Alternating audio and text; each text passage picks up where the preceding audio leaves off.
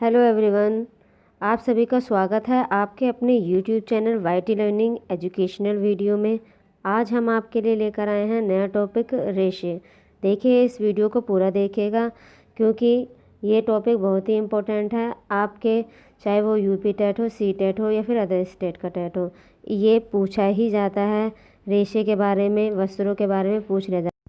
रेशों में हम रेशों के अर्थ के बारे में जानेंगे, रेशे किसे कहते हैं, रेशे की संरचनाओं के बारे में जानेंगे, रेशे के प्रकार के बारे में जानेंगे कि रेशे कितने प्रकार के होते हैं।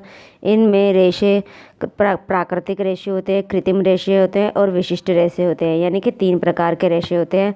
इनके बारे में जानेंगे, इनके प्रकारों के बारे में जानेंगे। साथ ही साथ हम इसकी डिटेल जानने के बाद कुछ महत्वपूर्ण क्वेश्चंस भी करेंगे जो अक्सर एग्ज़ाम में पूछे जाते हैं। तो प्लीज़ वीडियो को पूरा देखिएगा ताकि कोई भी जानकारी आपके मिस ना हो जाए। तो चलिए स्टार्ट करते हैं हम आज की वीडियो। रेशे या तंतु वस्त्र निर्माण की वह आधारभूत इकाई हैं जिसमें वस्त्र निर्माण के लिए आवश्यक सभी गुण पाए जाते हैं। वस्त्र निर्माण में उपयोग होने वाले रेशों या तंतुओं को उनके विभिन्न स्रोतों से प्राप्त किया जाता है। उसके पश्चात कताई करके सूत या धागा बनाया जाता है जिसे बुनकर विभिन्न प्रकार की वस्त्रों का निर्माण किया जाता है। अगर हम बात करें परिधान की, कि परिधान हमें कैसे मिलता है, ठीक, तो पहले हमें क्या मिलेगा, रेशा या तंतु मिलेगा, फिर उसके बाद सूत या धागा मिलेगा और उसके पश्चात वस्त्र यानी कि क्लोथ मिलेंगे और फिर बनेगा परिधान। क्लोथ के पश्चात परिधान बनेगा। इस क्रम को याद रख लीजिएगा, पूछ लिया जाता है। रेशों की रचना को 2 भागों में विभाजित किया जाता है। पहला रेशों की बाहरी संरचना और दूसरा है रेशों की आंतरिक संरचना। रेशों के प्रकार, अगर हम रेशों के प्रकार की बात करते हैं तो रेशे 3 प्रकार के होते हैं, प्राकृतिक रेशे, कृत्रिम रेशे, विशिष्ट रेशे। प्राकृतिक रेशे 3 प्रकार के होते हैं, वनस्पतिक रेशे, प्राणिज रेशे और खनिज रेशे। वनस्पतिक रेशे बीज वाले होते हैं, तने वाले होते हैं और पत्ते वाले रेशे होते हैं। वनस्पतिक रेशों में बीज वाले रेशे बीज के चारों तरफ पाए जाते हैं, जैसे कपास, कपोत के पेड़। और तने वाले रेशे की बात करें जो कि वनस्पतिक रेशे का ही भाग है। तने वाले रेशे पौधों के तने से प्राप्त होते हैं, जैसे जूट, रेमी और मनीला। पत्ते वाले रेशे पत्तों से प्राप्त किए जाते हैं। अब बात करते हैं हम प्राणिज रेशों की। प्राणिज रेशों को 2 भागों में विभाजित किया गया है, ऊन और रेशम। ऊन जो जंतुओं के शरीर से प्राप्त होते हैं वो रेशे ऊन कहलाते हैं, जैसे कि भेड़, बकरी, खरगोश, ऊँट के बाल। ये प्राणिज रेशे होते हैं जो कि प्राणियों से प्राप्त किए जाते हैं। रेशम के कीड़ों से प्राप्त किया जाता है। रेशम का कीड़ा होता है उनकी लार से प्राप्त किया जाता है। तीसरा प्राकृतिक रेशों में आता है खनिज रेशों को धातुओं से प्राप्त किया जाता है, जैसे सोना, चांदी, एस्बेस्टस। सोना चांदी से वस्त्रों में एम्ब्रॉयडरी की जाती है और एस्बेस्टस अग्निरोधक वस्त्रों को तैयार करने के लिए उपयोग किया जाता है। अब बात करते हैं हम कृत्रिम रेशों की। कृत्रिम रेशे 2 प्रकार के होते हैं, मानवकृत रेशे और संश्लिष्ट या फिर रासायनिक रेशे।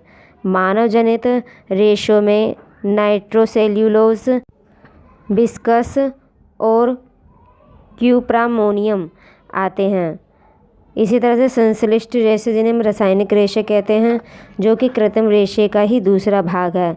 इसमें आते हैं नायलॉन, डेक्रोन, क्रेस्लोन, एक्रिलोन और Zefran fibre, glass, rayon, carbon fibre आते हैं। अब इसमें बात करें कि नायलॉन नायलॉन शब्द जो है न्यूयॉर्क शहर के NY तथा लंदन के लोन को मिलाकर बनाया गया है। इसका निर्माण सर्वप्रथम 1935 में किया गया था तथा व्यापारिक स्तर पर 1939 में महिलाओं के लिए जुराबें इससे बनाई गईं। नायलॉन का उपयोग मछली पकड़ने के जाल में, पैराशूट के कपड़े में, जो टायर होते हैं, दांत ब्रश, पर्वतारोही के लिए रस्सी आदि बनाने के लिए होता है। रेयॉन की बात करें कि सेल्यूलोज से बने कृत्रिम रेशों को रेयॉन कहते हैं। रेयॉन बनाने के लिए सेल्यूलोज कागज़ की लुगदी या कास्ट का निर्माण किया जाता है। रेयॉन का उपयोग कपड़ा बनाने में, कालीन बनाने में, चिकित्सा क्षेत्र में लिंट या जाली बनाने के लिए किया जाता है। कार्बन फाइबर का निर्माण परमाणुओं की लंबी श्रृंखला से बने होते हैं। इनका उपयोग अंतरिक्ष यान तथा खेल कूद की सामग्री बनाने के लिए किया जाता है। विशिष्ट रेशों का निर्माण प्राकृतिक और कृत्रिम को मिक्स करके किया जाता है।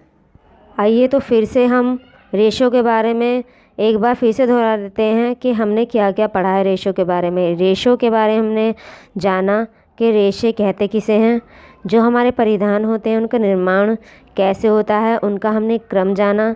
रेशों की संरचना को कितने भागों में बांटा गया है, आंतरिक और बाहरी 2 भागों में। रेशों के प्रकार के बारे में जाना हमने।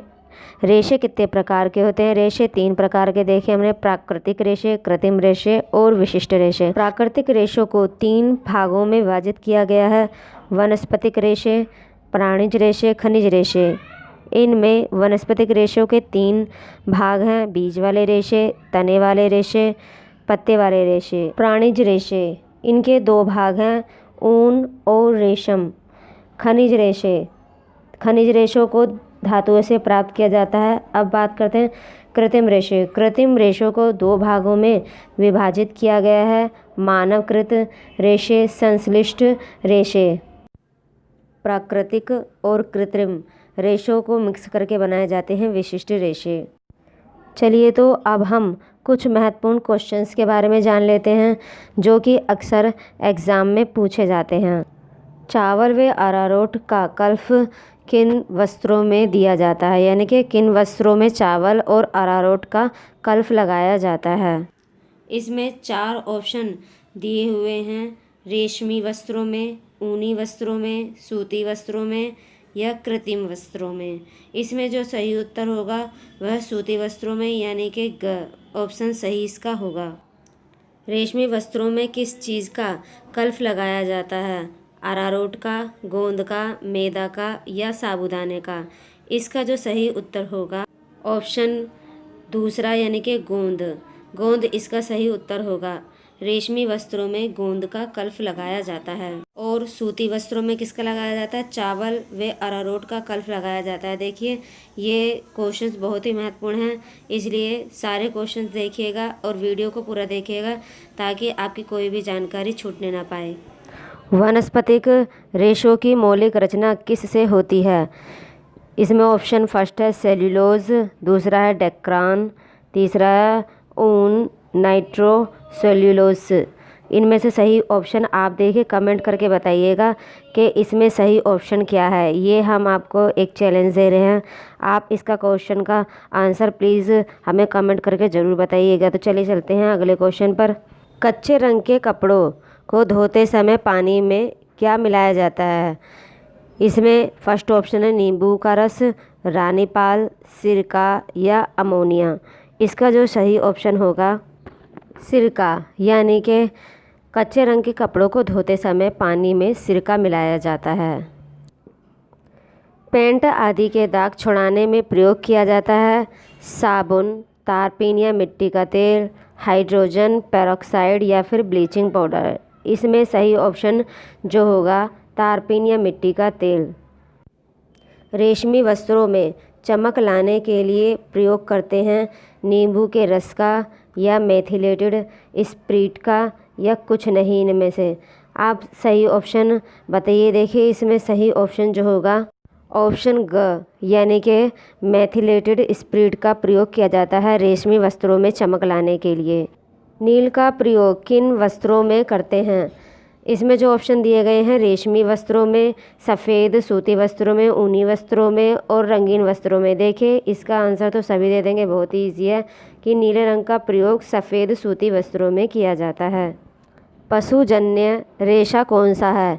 इसमें जो ऑप्शन दिए गए हैं नायलॉन, ऊन, सूत, लिनोन, यानी कि पशुओं से जो प्राप्त किया जाता है उस रेशे के बारे में बताना है आपको।